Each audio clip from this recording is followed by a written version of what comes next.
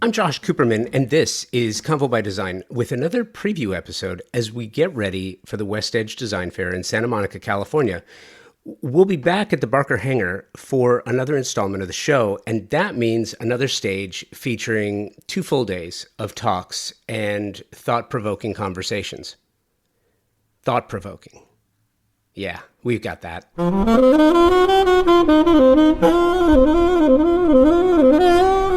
Every year around, I'd say April or May, I sit down, put pen to paper.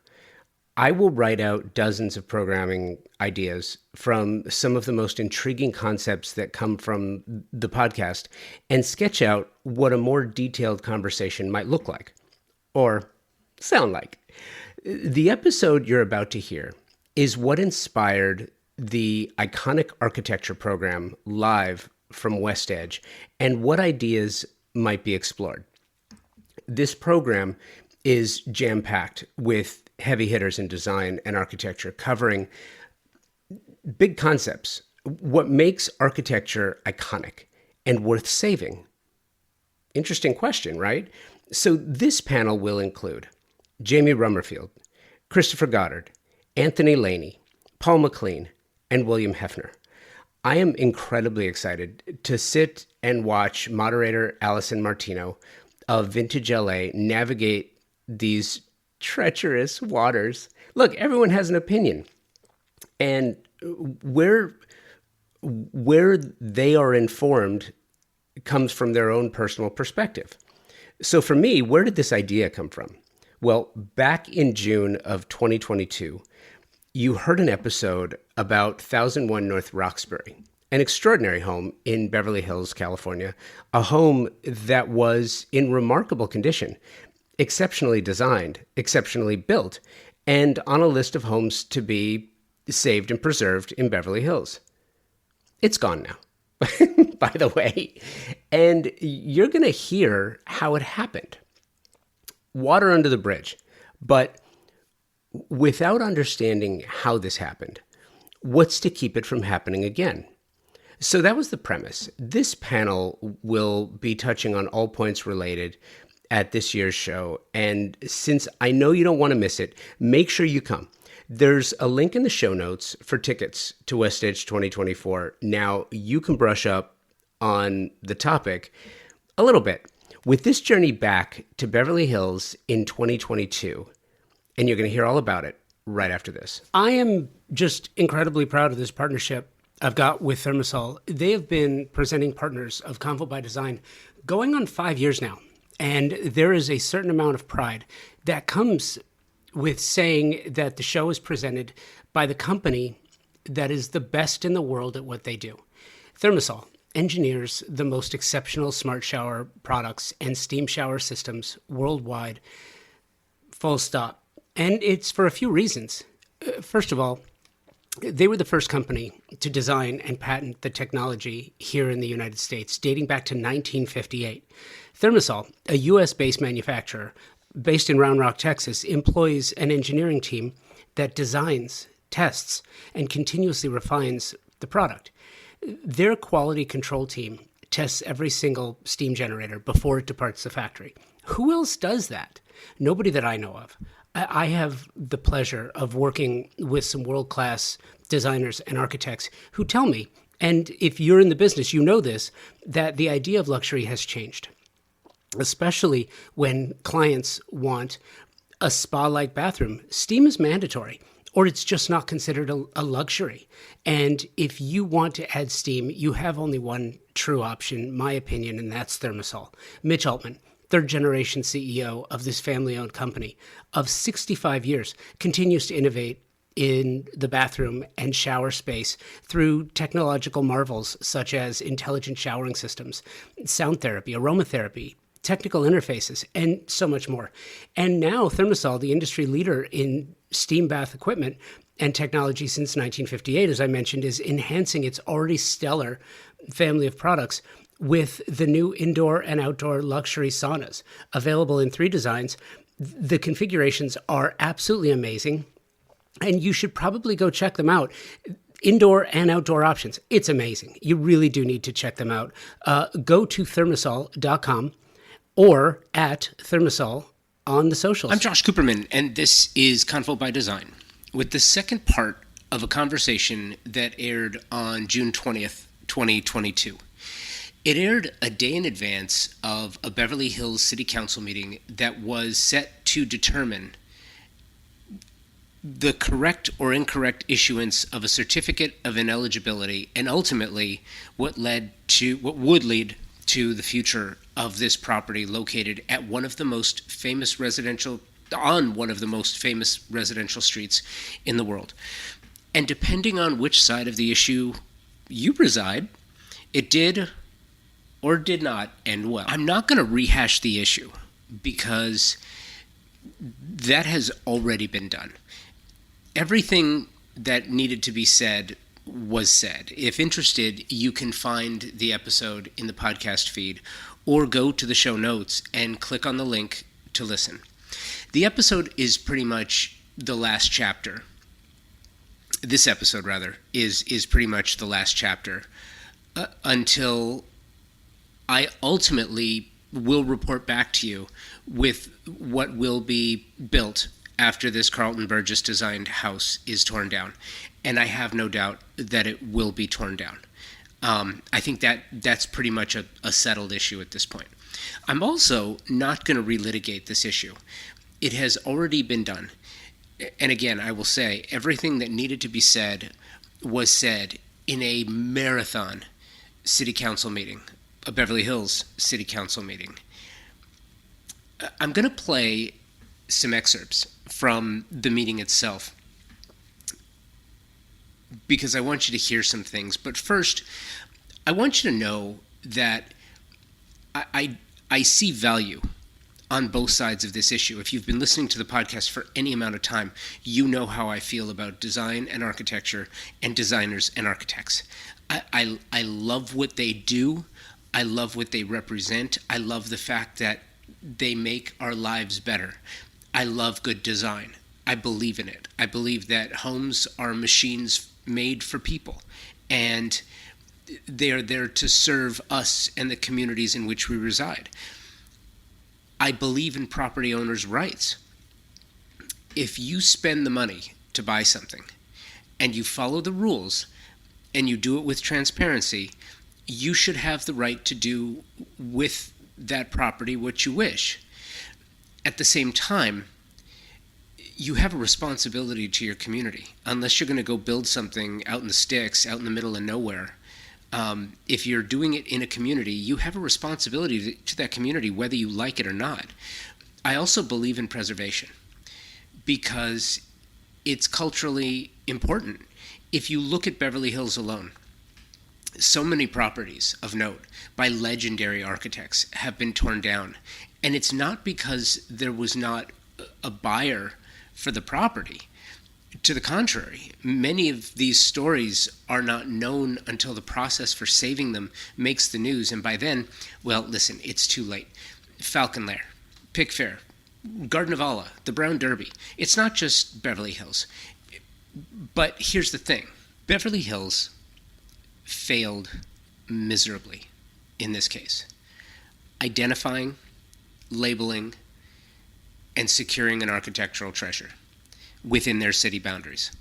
And this particular property is an architectural treasure for a litany of reasons, for a number of reasons. And again, I'm not going to relitigate it. If you want to go hear the whole story, you can go listen to the past episode, part 1 of this. But City Council, with the notable exception of Mr. Marish, John Marish, who was on that episode with Jamie Rummerfield of Woodson and Rummerfield's House of Design, as well as SIA, Save Iconic Architecture, the rest of the council seemed more interested in the minutia.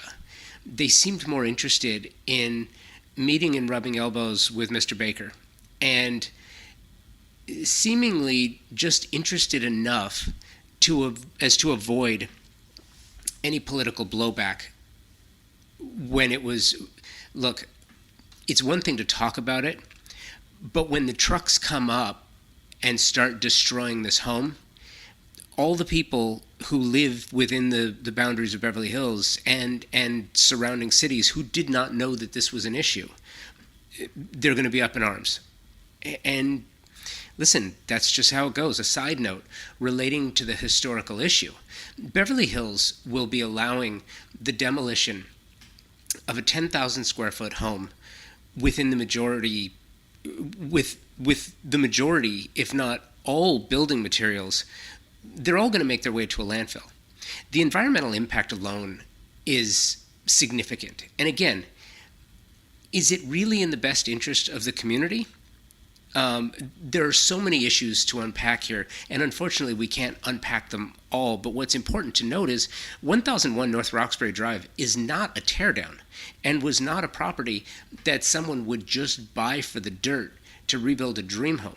This property has been lovingly maintained. It has a significant history in Hollywood lore. Jack Benny, Lucille Ball, Desi Arnaz, supposedly Esther Williams swimming in the pool in the backyard. This property has been published in shelter publications, of which you're going to hear attempts to tear it down and attempts to misappropriate what's important in architectural and design reporting. It's really interesting. In the process of trying to assure that this property was not listed as a significant property, well-respected shelter publications and websites were deemed nothing more than shills for paid stories to promote those who did the work. As we dig in a bit, you're going to hear segments from the City Council meeting of June 21st, 2022, and you're going to hear segments from over 3 hours of testimony and debate. Mayor Bossi and City Planner Ryan Golick explain how this got here in the first place. As you listen, note that this only happened because the property was sold and the new owners applied for a certificate of ineligibility to begin the process of potentially destroying the home. And I say potentially because as of this recording, the home has not been torn down yet, but I don't have any doubt that it will be and that it will take place as soon as the permit's clear. Just a brief bit of background here going up to the council. Back in February of this year, we circulated to the Coastal Americans Commission a certificate of eligibility that included a mutual assessment report submitted by the applicant's consultant, USA, and that also included a peer review by the city's consultant, Jay Austin Consulting, based on the circulation of those materials to the Cultural Heritage Commission. We did receive comments at that time, and on March 2nd, in my capacity as the director, I issued a certificate of ineligibility. Subsequent to the issuance of the certificate, Councilmember Ramirez requested that the certificate be brought forward to the city council for discussion about whether to call the item up for a review by the council. And on March 15th, the city council held a discussion about whether to call the item up. That discussion was ultimately continued to April 12th for further discussion because at that time there were 2 previously unknown periodicals that were brought to the council's attention. Those periodicals consisted of Lux Interiors and Design and also Architectural Digest Russia. Because those articles had been brought up right on the evening of that council meeting, the applicant's attorney at that time waived the timeline in the municipal code for city council review of that matter and allowed for the discussion to be continued. When we came back on April 12th, the city council reviewed some additional information about the articles in question and ultimately voted to call the decision up for review. Then on May 10th, the city council set the public hearing for this evening, which goes the back history of how we got in front of council here. And this all is about the issuance or not of a certificate of ineligibility. So the question is, what is a certificate of ineligibility? It is a determination by the Director of Community Development or the Cultural Heritage Commission, which would be the reviewer in the event that I decline to issue a certificate regarding a property's eligibility to be locally earmarked.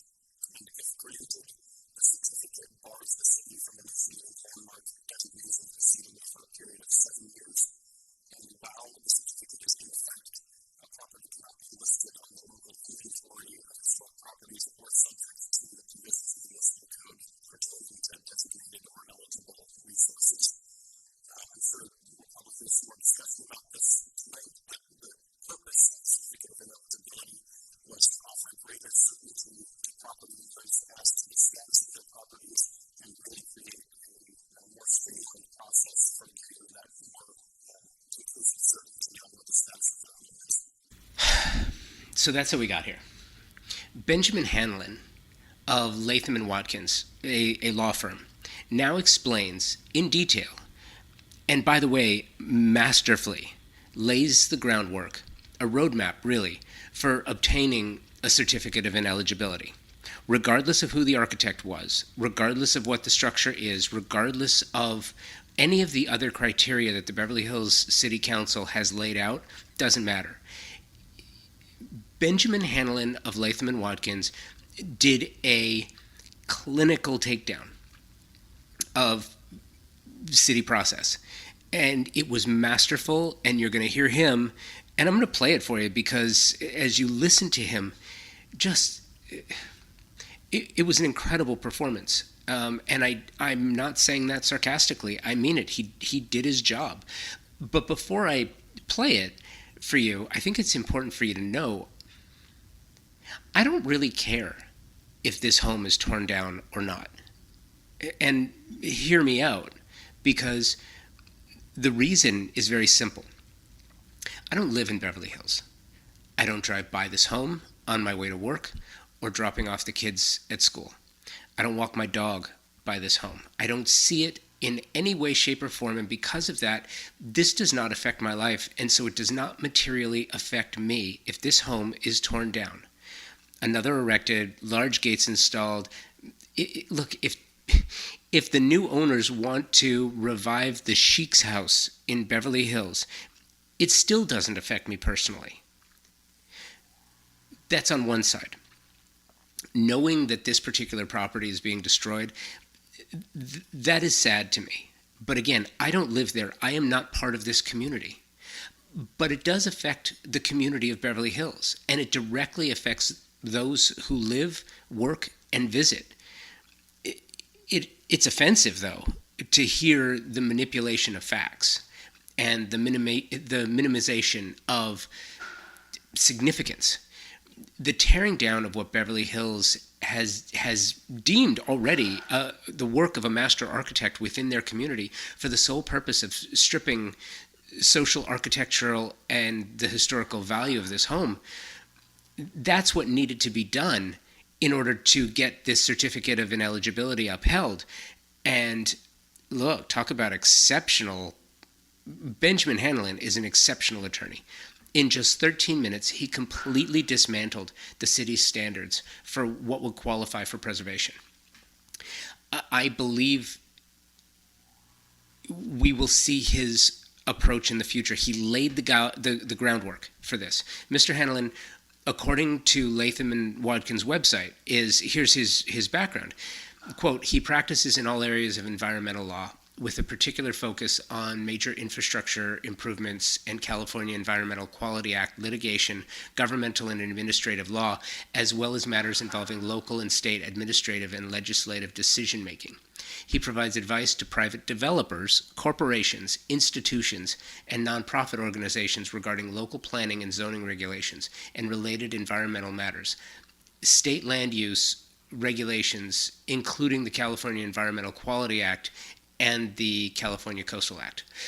So this lawyer is very well qualified. He is very well spoken. He was very well researched. And you're going to hear 13 minutes of a masterful takedown. You are listening to an episode from 2022 about 1001 North Roxbury in preparation for the WestEdge Design Fair and the iconic architecture panel. We'll be right back. Design Hardware's newly remodeled showroom is where you will find a gallery-style space with a thoughtful display of products, purposefully positioned to allow unbridled exploration and discovery. High-end faucets, luxury tile, natural stone, wood floors, and bespoke hardware selections are presented in a holistic manner, strategically arranged to stimulate creativity and transition your vision from the conceptual stage to a fully realized space. Conveniently located, free parking available. Stop by to find your inspiration. Collect samples, get expert advice, and tackle everything on your shopping list all in one place. Visit them online at designhardware.com or in the real world, 6053 West 3rd Street in Los Angeles. The absolute best specifying designers, architects, and landscape designers are all highly focused on the technology and performance of products and materials today. You just have to be. And you have to because The products you specify for your projects have to perform and they have to last. That is one of the reasons why I am so incredibly proud to be working with TimberTech. Their focus on the technical renaissance of synthetic decking is literally changing the conversation about innovation and performance. It pulls focus on three priorities homeowners have and expect from the products their designers and architects specify for their luxury projects. 1, the aesthetics must match the overall design and fit visually. 2, durability and maintenance. I've told you my board flipping stories about my own wood decks over the years. Clients not only want beauty, but they want ease of use and they want it to last for decades. 3, sustainably made. Clients are more conscious about the environment and they want the same of their materials and the companies that manufacture their materials. TimberTech hits each one of these elements with a product that not only meets expectations, they exceed them. TimberTech makes a synthetic decking that looks just like wood. Color and embossed wood grain for a natural appearance. Their composite decking is technologically superior. It's been created to last for decades, and it's manufactured with up to 85% recycled materials. 85% recycled materials. Their advanced PVC vintage and landmark collections have a Class A flame spread rating, making these products an amazing choice for wildfire-prone areas, which unfortunately continues to grow on the risk map. Check the show notes for more information about this and to find the nearest showroom or lumberyard where you can find TimberTech. You can also check them out directly, timbertech.com.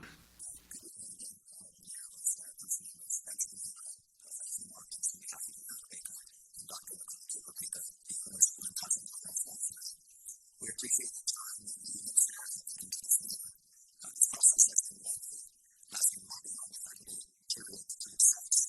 Despite this, we find no more about the house than we knew when this expedition months ago. The code standards have been fairly and legally applied, and the city's excluding staff continuing the certification issue. As you know, we believe the house has been deemed eligible to not fly. However, we are here tonight to lay out why we believe the council should affirm this decision. We think the director and the city's expert and every other expert who has looked at this got it exactly right. The house is eligible under the city standards. In fact, Mark Rios, the architect for the last 2 rebuilds, and whose work is featured in every one of the photo scopes that have been put forward, agrees the house is eligible. We ask that you affirm this decision. We started in 2015 ordinance reboot, creating new stringent requirements for what was eligible. The city adopted the certificate of eligibility process. These are the rules today, and the director and the papers follow them. In 2015, the process was described as a simplified administrative procedure through which a property owner can ask the city to clear the property and remove any doubt that it can be easily redeveloped. The process was not to be predictable. A property is reviewed against the type of standards that have been ineligible standards are met, and the certificate shall issue. That's what happened here. The certificate was issued after reports by city-approved experts, including the house was not eligible. The city's reviewing expert agreed, and there were no comments from the Cultural Heritage Commissions after road circulated for that review. So, what are these objective standards? They are the same standards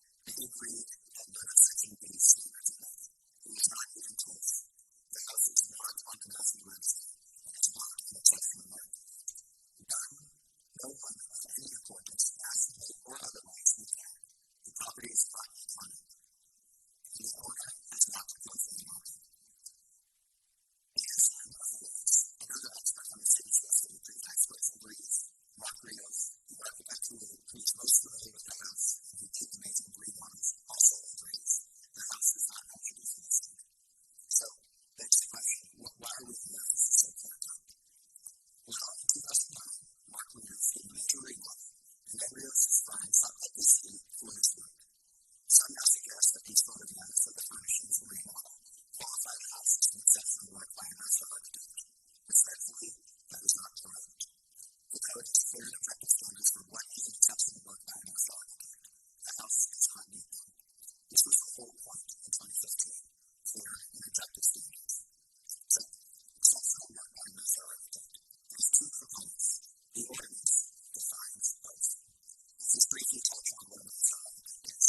The code defines master architect as an architect of widely recognized greatness in the field of architecture whose individual genius influenced his or her inventor. Falcon Burgess, the homes builder, is on the city's list of master architects. Hallucinate, who's not a real master architect.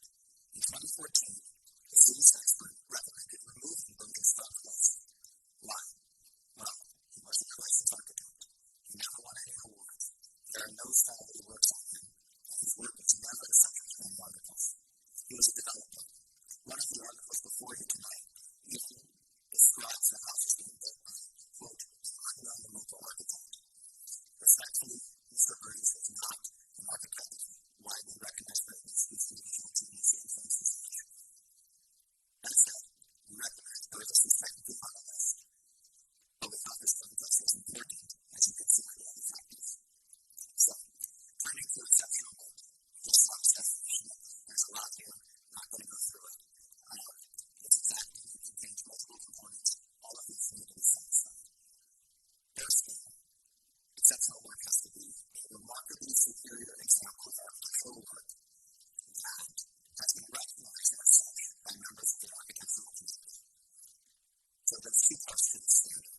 First, the house must be a remarkably superior example of architectural work. Second, the architectural community has to have recognized it as such. Let's take the first part. The house must be a remarkably superior example of architectural work. In 2015, this standard was described as demonstrably exceptional work. The house isn't remarkable or exceptional. It is a common form of architecture across the city. We have found no publication that has described the architecture at all. In fact, there's not a single article about the architecture of this house. Therefore, we think the inquiry can stop here. The first condition hasn't been met. The second condition also fails. The second requirement is that architecture's excellence must have been recognized by members of the architectural community. It is not done. There is no evidence that anyone in the architectural community believes this is a remarkably superior example of architectural work. The code that goes ahead and lists the minimum standards of how the exceptional quality may be documented. There are three of them. Has it won a major architectural award? No, this house is not. Is there a substantive discussion in a monograph? No, this house is no discussed in any monograph. In fact, there is still a monograph on Falcon Burgess. He was not an architect. So, that leaves us with the third point. Are there any qualified articles on architecture? Let's break this component down even further. The code sets clear standards for what kind of articles qualify. First, you must include a substantive discussion about the architecture or photographic data in architecture. Second, you must be in a qualified publication, a treatise or relevant trade magazine or other qualifying work. Third, the author must be a recognized expert in the field of architecture. And fourth, the piece cannot have a ranking value, works architect, or a promotional or advertorial piece. An article must satisfy each and every one of these four standards. None of the articles that have been put forth before you today have been placed. Thanks for each one in there quickly.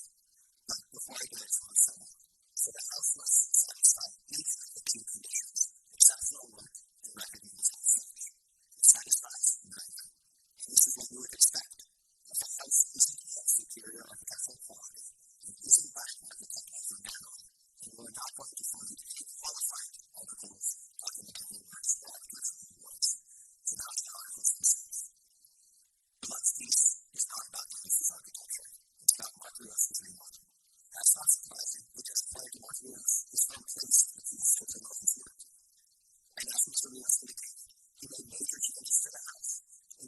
photography, and we talk about the changes to building walls, doors, window, roof changes, and remove entire additions and not a new units.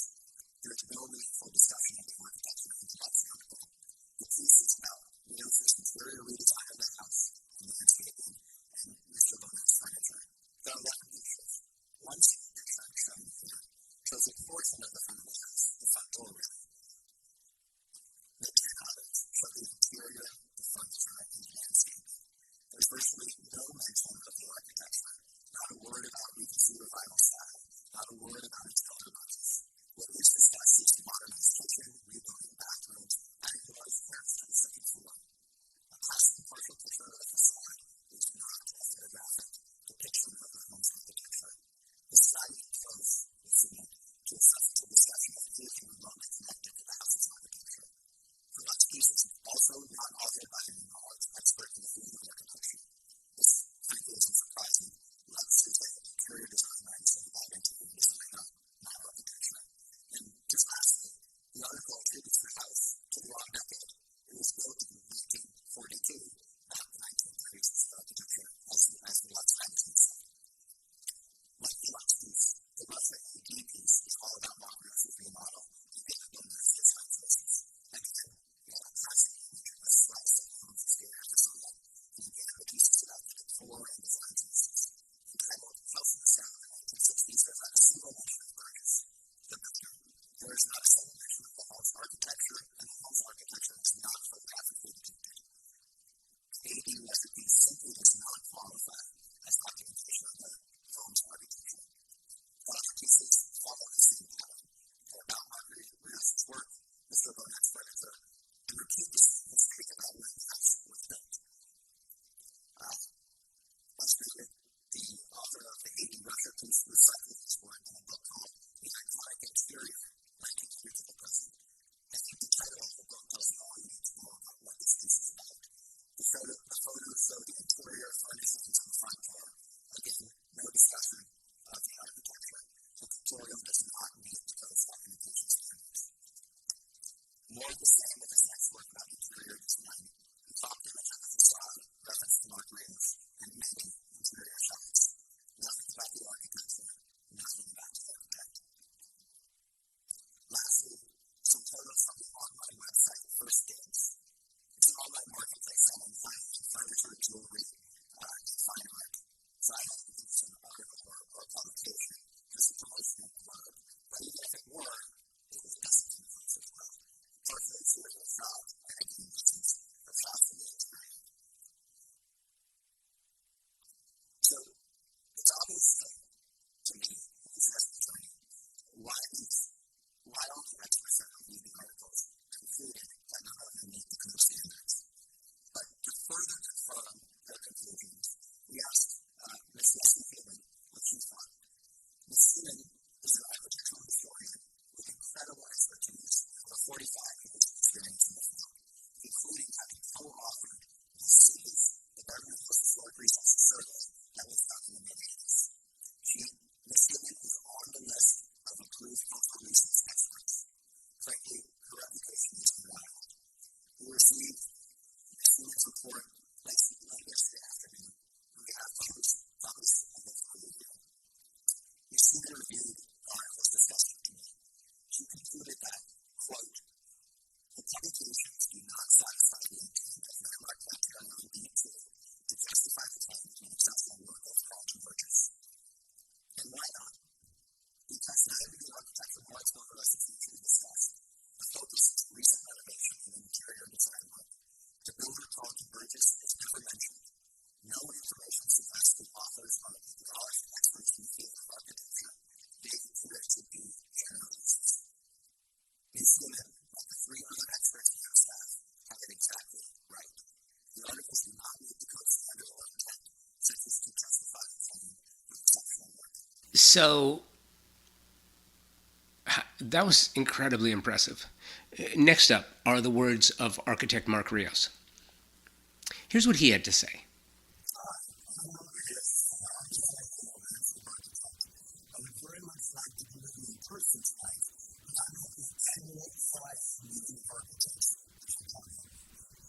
here tonight on my own behalf, not as a representative of any client.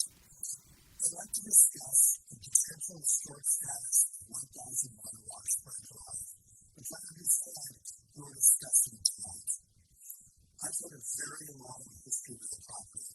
I had the unique opportunity to work with two separate owners, David Bennett, and subsequently Lisa and Josh Cooperman, for a full remodel of the property. All the articles that have been presented tonight were about my work on the property. I hope all of you know from our past work in Beverly Hills that I'm an avid supporter of architectural and historic preservation.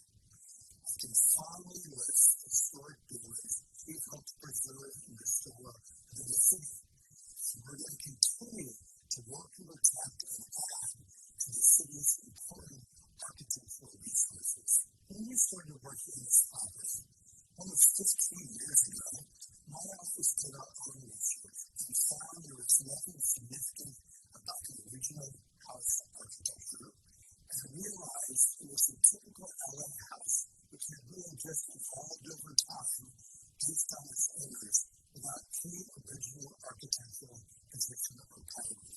We worked at that time to edit, to modify, to change, to delete, to clean up both the exterior and the interior of the house to give it its sense of completeness, balance, and order and symmetry. We accomplished our goal of giving the house dignity where it may not have originally existed. We also spent significant effort looking at the site design for the model, the result of which, I believe, may also contribute to a misconception that this is a historic property. The prominent, highly visible front and side landscape is fully edited and simplified to create an illusion of stately grandeur and elegance. And I think we succeeded. Lux Magazine, Architectural Digest, and all the other pieces are documentation and celebration of the interiors and decoration, and especially of David Bennett's unique furniture collection. Not a commentary or validation of any part on the architecture. There may be no reference to the architecture or any discussion of the original builder or architect. The articles really have nothing to do with historic preservation of the house. Our communications PR team worked with Lux to place these articles as marketing for our firm. The second remodel project I'm talking in Roxbury is for Lisa and Josh Cooperman. They really loved the site, the location, and the overall look of the house.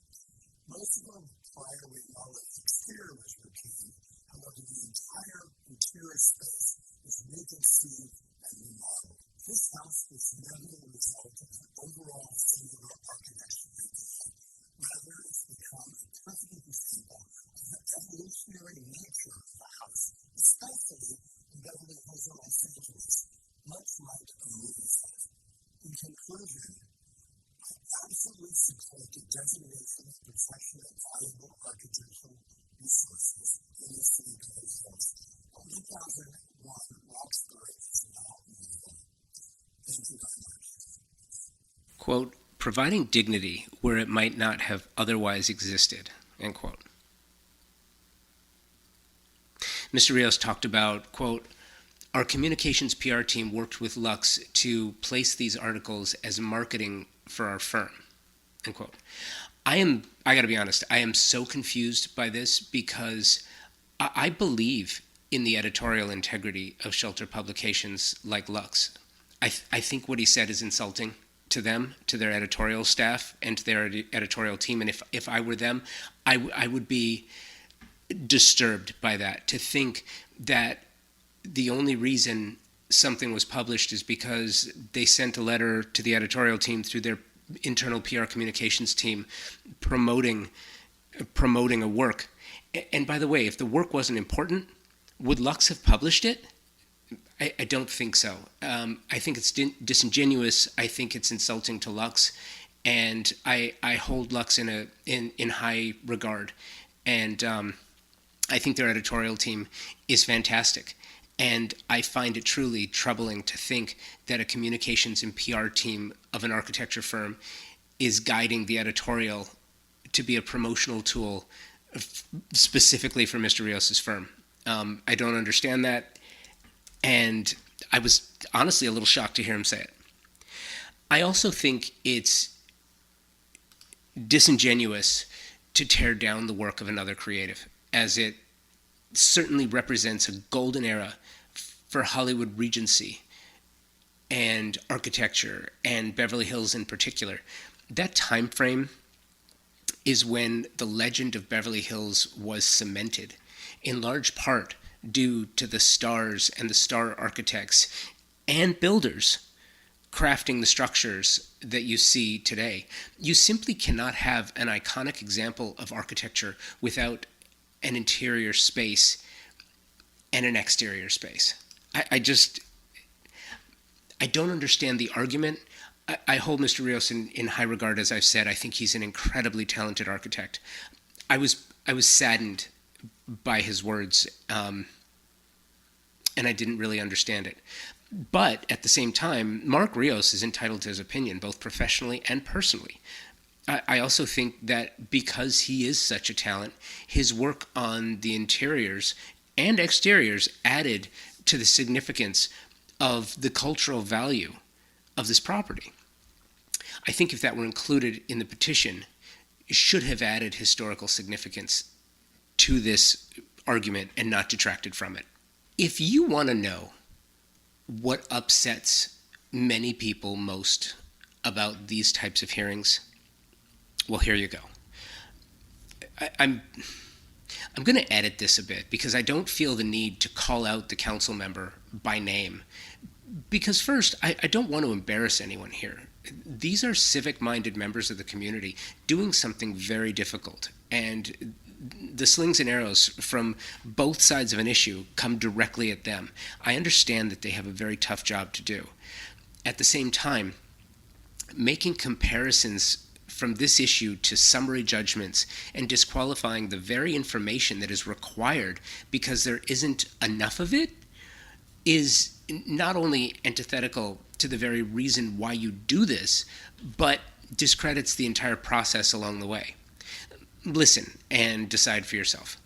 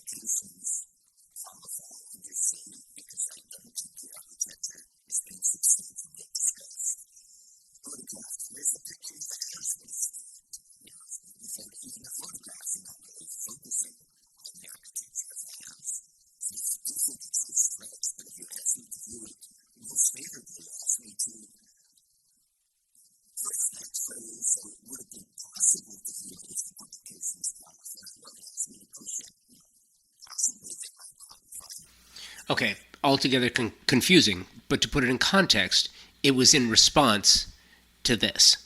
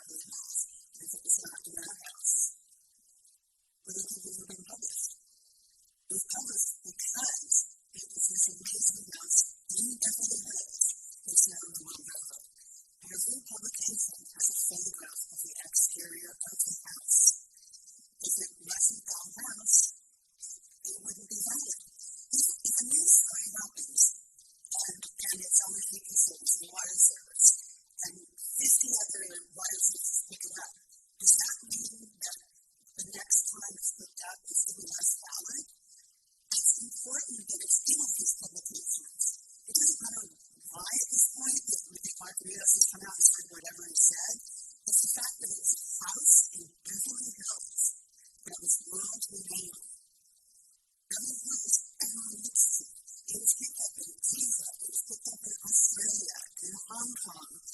the United States, because of the predatory.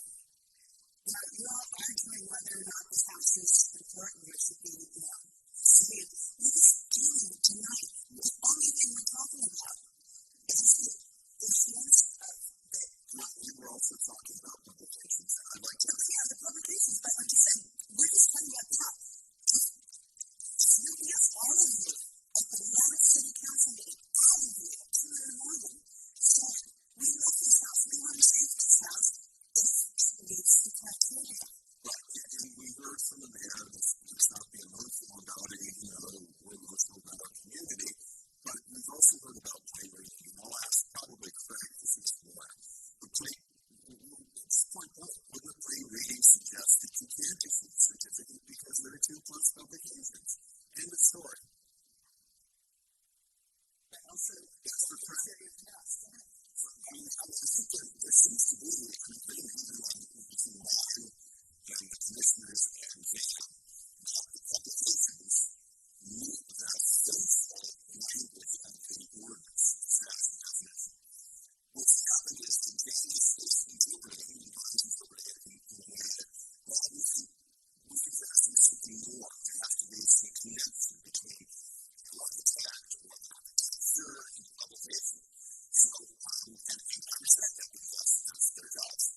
But I think your boss, really started to put kind of a helmet on it when you said, okay, what would be codified publication? So, well, when you start with this and that, it's, I'd like to have more reference to the architecture, more of this uniform. Side note, in the show notes, you will find a piece written by Lambeth Hockwald for AD, Architectural Digest. one of the publications questioned during this hearing. It covers the Darius Rucker renovation of an 1803 home, an antebellum home. This piece online shows 5 images, and only one is of the exterior. Very much the same, like the exact same issues pointed out by all looking to devalue 1001 North Roxbury. Yet the point of the article is about the betterment of a historical property by what is done to it later in its life. It is identical to the conversation happening here. And if you read the article in AD, you see the celebration of preservation compared to this particular situation in Beverly Hills, where it was not. Moving on. So listen, in conclusion, if an iconic city like Beverly Hills wants to save their cultural treasures, if city government wants this on behalf of the community, they have to realize a few things and take some action, which is infinitely more challenging. First, if you leave this up to city staff, it will fail. Most, if no city staff of Beverly Hills live within the city limits of Beverly Hills, is my guess. And yes, this is an assumption, but look, staff earning government salaries are not living in $15, $20 million homes or paying $4,000 to $6,000 a month for rent of an apartment. That means they simply interpret the rules as written. They're not stakeholders, and their interpretation is not that of a stakeholder, but one of a bureaucratic entity, of which they are. Next, if you wait until a property is published, if that's your criteria, you're going to fail. Shelter publications don't send out writers and contributors walking down the street to go look for amazing properties. To find architecturally significant homes, they just don't do that. They don't have the staff for it, they don't have the budgets for it, and that's not how it's ever been done. They receive submissions from the likes of Mark Rios and other companies through their publicists or internal communications teams to plant a story idea. That's where it starts. Then it's up to the editors and contributors to decide if it's something that they want to write about. And look, nowadays, magazines' budgets have been slashed. Their staffing has been slashed. They don't have as many writers. The writers don't get as many words. They don't get as many stories. Editorial has been significantly cut. And if you listened to the remainder of the meeting where they bashed websites that contributed, you can't succeed.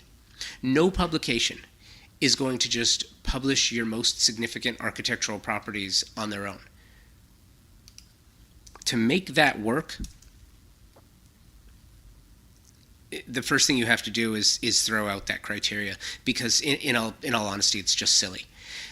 As is the fame of the individuals who live there, because the fame of the individuals who live in a home has absolutely nothing to do with the significance of the architecture. That too is absolutely ludicrous. It's ridiculous. Fame is subjective. Is it only stars of stage and screen, not industry? Will the Bakers' soon-to-be designed new home at 1001 North Roxbury Drive be designated as architecturally significant? Because I have no doubt that the structure will be designed by an amazing and highly published architectural firm. I'm sure of it. And I am also sure that the interior design will add to the architecture, as it must. Perhaps Mr. Rios will be the designer of this project as well. It could be his third round of 1001 North Roxbury. This is purely speculation, but if so, or a firm like his with an internal communications team as skilled as his, they will get the story published. And further, Eric Baker is a titan of industry as the founder of StubHub. He and Dr. Baker have been well published now as the owners taking 1001 North Roxbury Drive down. These are things you just can't do, City of Beverly Hills, because now you're making the story. This will get published. So if in 30, 40 years somebody wants to tear down the Baker's property that they're going to potentially build in this space, they can go back and look at all the publications, including maybe podcasts will be included in the criteria, and they can listen to this episode, and yeah, it was talked about. That would meet your criteria. It's silly. You just can't do that. If you do, you will fail. Here's what you can do, Beverly Hills. First, establish a registry of every property built in Beverly Hills before 1970, because that's the already established date that you have. Then make a rule that no architecture can be considered until after it achieves a certain age. 1970 to 2022 is 52 years. Make it 50 years, the number of years for consideration. What have you paid for consultants to debate this issue? Why don't you spend the money on making it work? This is like spending money on security consultants to discuss ways to make something safer versus hiring a well-respected company to install a tried and tested security system. Other municipalities have tried and true methods for doing this. Did you reach out and ask anyone else? Cornell University, for example, offers a course in this. Why are you cobbling together your own system for this? Because if you do, you will fail, as you have thus far. If you want to make this work, go look at what other municipalities are doing and copy it. The next is cross-tabulate that list of residences against the list of your 150 master architects. Side note, for goodness sake, Beverly Hills, Carlton Burgess lists his occupation as a quote-unquote contractor on his 1940 census. Do a modicum of research, and it doesn't have to be an architect. Add builder, contractor, or developer to the criteria, because it should be a builder, architect, contractor, or developer in the criteria. Then your rules would not be so easily circumnavigated. Next, for goodness sake, again, clean up the verbiage. For the amount of time you spent discussing your views, you could have solved this by clarifying the issue itself. To say something is quote-unquote exceptional, exemplary, or otherwise flowery language only opens the issue up to endless debate and disagreement due to subjectivity. Make it simple. The property is architecturally consistent with other works of the master architect within the city limits of Beverly Hills. This does a few things. As is the case with Wallace & F., it eliminates an experimental project like his bubble house in Pasadena from contributing to a situation where there might be an anomaly. It also limits the subjective nature of the work to that which resides within the city boundaries and is consistent with the architect's work. That's an easy debate because that's objective, not subjective. it just limits the subjective nature of the work to that which, again, resides within city boundaries. This also gives prospective buyers the confidence. The homeowners have now the confidence to know what they're getting into or not. I think it's unfair what the Bakers were put through. I do. I think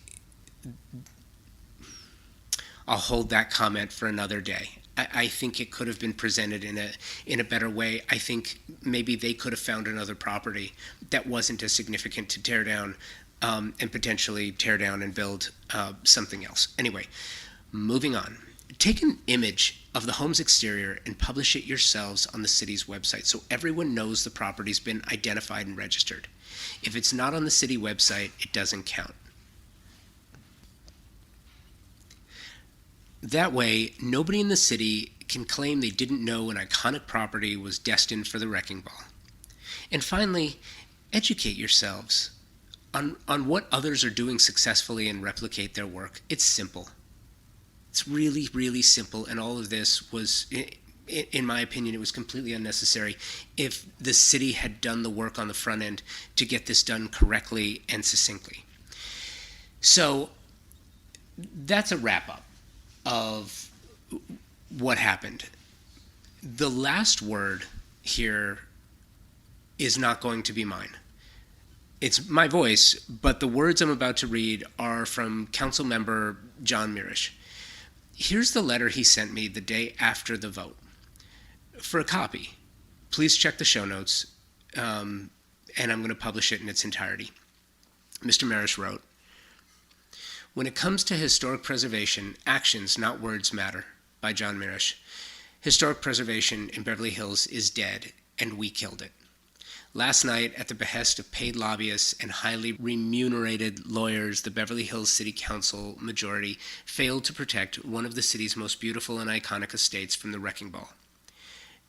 I dissented.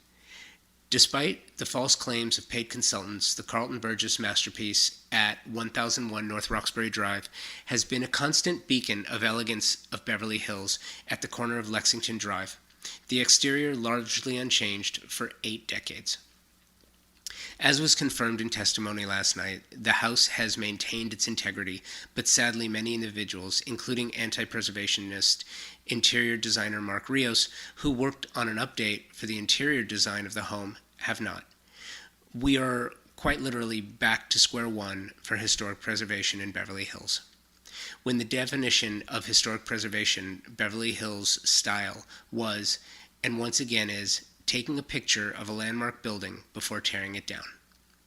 Those who actually wrote our ordinance explained in great detail that 1001 North Roxbury indisputably met the ordinance's criteria for the non-issuance of a certificate of ineligibility in the plain language they themselves wrote. It didn't matter. Listening to the tortured, warped rationalizations of people who should know better and who make a mockery of all of our lying eyes represents government at its worst. Hiding behind paid staff who constantly puts their elbows on the scale and consciously choosing to believe the twisted angles of lawyers who would and do say anything for money is not a sign of civic courage. However, this behavior does expose how money has completely infiltrated and polluted our political system. The pretense and attempts to gaslight the community are infuriating and need to be called out. If you don't like historical architecture, just say so. If you think money trumps everything else, just be honest about it. If you don't respect our community's physical legacy, fess up. But you can't have it both ways. That's not how it works. You can't claim to care when your actions speak another truth. Gaslighting the community only serves to divide us even more. It's like spitting in the faces of and throwing salt in the wounds of those who truly do care. Each time we lose a building like 1001 Roxbury, a mosaic piece that is so irreplaceable and so integral to the fabric of our community, is like losing a piece of our collective soul bit by bit. It's nothing short of heartbreaking for the community, but at least there were many voices in the night who valiantly went on record to say, this is wrong. It can't always be about the money. Our community matters. Many thanks to Craig Corman, Jill Collins, Linda and Jerry Bruckheimer, Allison Martino, Diane Keaton, and the scores of others who stood up last night to speak truth to power and truth to money. You get it. You give us hope that one day, perhaps, we will be able to value, respect, and honor our architectural legacy with more than crocodile tears, in a manner that actually means something. Until then, rest in peace, 1001 North Roxbury. Rest in peace, community over cash. Rest in peace, historic preservation in Beverly Hills. As a busy professional designer, you know how important it is to find the right partnerships. Partnerships that allow you to specify the right products for every project. Professionals like you don't just have time to sit around and waste, right? So let me tell you about one of my partnerships. Pacific Sales is here to serve you with expert, knowledgeable, and non-commissioned professionals to help you specify the right product for all your projects. Non-commissioned. That means their only incentive is your satisfaction. Pacific Sales Kitchen and Home, a Best Buy company, has just that, with over 60 years of service in Southern California. Pacific Sales is your destination for exploration, advice, and inspiration. And you will find all your favorite brands, like Monogram, and their commitment to providing exceptional products, starting with materials. Monogram sources commercial-grade stainless steel on their refrigerators, unscratchable sapphire glass on their cooktop knobs, durable marine-grade bearings on their dishwasher racks. Monogram takes inspiration from the leading-edge materials used in the high-end automotive and aeronautics industry to provide you with lasting beauty and exceptional quality. The beauty is backed by the same level of attention to performance, which is why Monogram appliances are trusted and sought after by chefs all over the country. Chain-driven French oven doors that can be opened with one hand, and an industry-exclusive hearth oven that allows for all-electric indoor brick oven-style cooking without the need for external ventilation. These are just a few of the things that make Monogram so special. Pacific Sales features Monogram appliances, and Pacific Sales Kitchen and Home team is here to help you and offer their Pro Rewards program, which is a trade program unlike any you have experienced before. And here's the cherry on top, access. Access to exclusive builder trade incentives from top brands like Monogram. Visit a Pacific Sales showroom today to learn how you can unlock additional savings and benefits. Don't miss out on the opportunity to work with the best of the best. Visit Pacific Sales Kitchen and Home today and elevate your projects to new heights. Pacific Sales Kitchen and Home, where excellence meets expertise. There you go. All the intrigue you could ever ask for, am I right? The origin for the iconic architecture panel at the WestEdge Design Fair, November 14th through the 16th at Barker Hangar in Santa Monica. Make sure you join us. Thank you so much to my incredible partner sponsors, Thermosol, Design Hardware, Pacific Sales, Monogram, and TimberTech. These are all fantastic partners with exceptional products and service to match. I have vetted these companies the best way I know how, and I believe in them. And I think you should too, for all the reasons I listed when I talk about them. Check the show notes for direct links. Thank you for checking them out and specifying them on your next project. I also want to thank you for listening to the show and for sharing Convo by Design with your friends, coworkers, and colleagues who you think might enjoy it as well. Please also keep the guest and show suggestions coming. I love them. Convo by Design at outlook.com, and on Instagram, follow the conversation there at Convo by Design with an X. Until next week, be well and take today first.